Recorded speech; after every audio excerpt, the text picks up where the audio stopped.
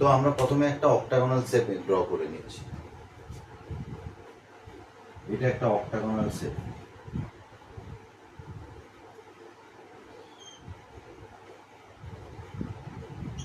Right, এই octagonal শেপে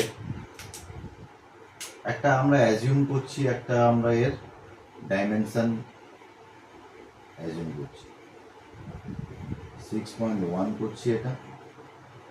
এটা করছি আমরা 2528 আর এটা করছি 1786। ওকে, এই অক্টাগোনালের আমরা কিছু ইম্পর্টেন্ট নোট দেব। বিবিএস করতে গেলে ইম্পর্টেন্ট কিছু নোট লাগে, ইম্পর্টেন্ট ডেটা। কি কি ইম্পর্টেন্ট ডেটা? 1 নম্বর, এর নমিনাল কভার, এই ফাউন্ডেশনের নমিনাল কভার থাকবে 50 mm। সেকেন্ড, নমিনাল কভার হলো ডায়া অফ বার,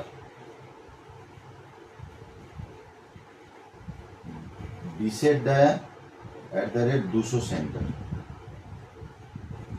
200 সেন্টার।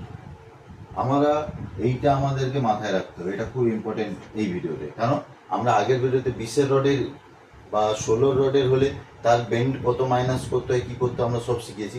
এই ভিডিওতে অনলি আমি ফিনিশিং লেন্থ শেখাবো, কিভাবে এই শেপের কিভাবে লেন্থ বের করতে হবে।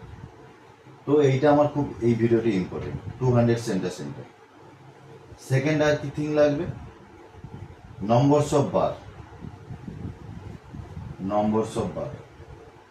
আমার এটা 600, 6000, এটা 6000, তাহলে 6000 divided by 200 is equal to 30 piece. তাহলে আমার 30 পিস রড লাগবে। ওয়ান সাইড, এই সাইড মানে এই ওয়ান সাইড হলো, আর টু সাইড এইটা।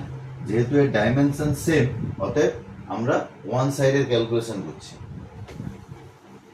মনে করে বিবিএস করার সময়